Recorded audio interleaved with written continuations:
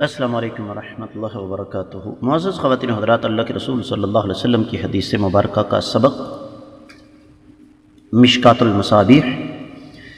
زکوٰۃ کے مسائل میں سے باب ہے اللہ کی راہ میں خرچ کرنا، اور اس حوالے سے بخل کو شریعت ناپسندیدگی کی نظر سے دیکھتی ہے، اور کتاب میں حدیث ہے 1874، باب میں پہلی حدیث ہے۔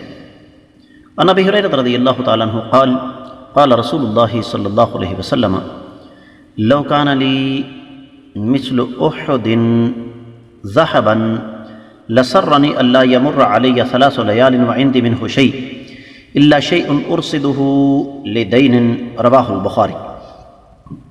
حدیث صحیح بخاری میں آ گئی ہے، لہذا اس کی سند پر تو کوئی تبصرہ کرنے کی ضرورت نہیں ہے۔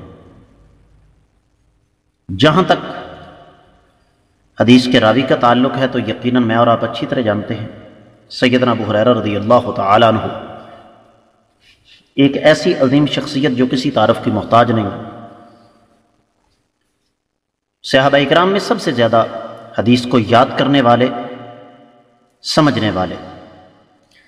ترجمہ اس حدیث کا یہ ہے کہ نبی کریم صلی اللہ علیہ وسلم نے ارشاد فرمایا، اگر میرے پاس احد پہاڑ کے برابر سونا ہو تو مجھے یہ بات پسند ہے کہ مجھ پر 3 راتیں نہ گزریں کہ میرے پاس اس میں سے کوئی چیز موجود ہو، یعنی میں وہ سارے کا سارا مال اللہ کی راہ میں خرچ کر دوں، البتہ اتنا مال جو میں قرض کی ادائیگی کے لیے محفوظ رکھ سکوں وہ اپنے پاس روک لوں گا۔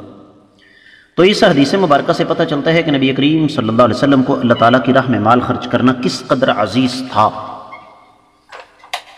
ظاہر سی بات ہے، کائنات کے امام صلی اللہ علیہ وسلم ہمارے لیے رول ماڈل اور نمونہ ہے، اور یہ سوچ اور یہ فکر جو نبی علیہ الصلوۃ والسلام نے ہمیں دی ہے بڑی مقدس اور بڑی مبارک ہے۔ تو ہمیں دراصل اس حدیث سے اس بات کی ترغیب ملتی ہے کہ جہاں تک ہو سکے اللہ تعالیٰ کی راہ میں مال زیادہ سے زیادہ خرچ کیا جائے، لیکن خرچ کیا جائے ان لوگوں پر جو واقعی حقدار ہیں۔ یہ نقطہ اصل میں قابل غور ہے کہ جو لوگ حقدار ہیں ان کو دیا جائے۔ قرآن کہتے ہیں ان اللہ یامرکم ان تؤدوا الامانات الی اہلہا، اللہ تعالیٰ تمہیں حکم دیتے ہیں کہ امانتیں حقدار لوگوں کے حوالے کرو۔ تو ہمیں سب سے پہلے حقدار لوگوں کو ڈھونڈنا ہے اور پھر ان تک یہ مال پہنچانا ہے، نہ کہ پیشہ ور بکاریوں کو دے کے بری و ذمہ ہو جانا ہے۔ اس سے کوئی فرق پڑنے والا نہیں۔ امید ہے کہ آپ کو سمجھ آ گئی ہوگی۔ اللہ تعالیٰ ہمیں سمجھ کر عمل کرنے کی توفیق عطا فرمائے۔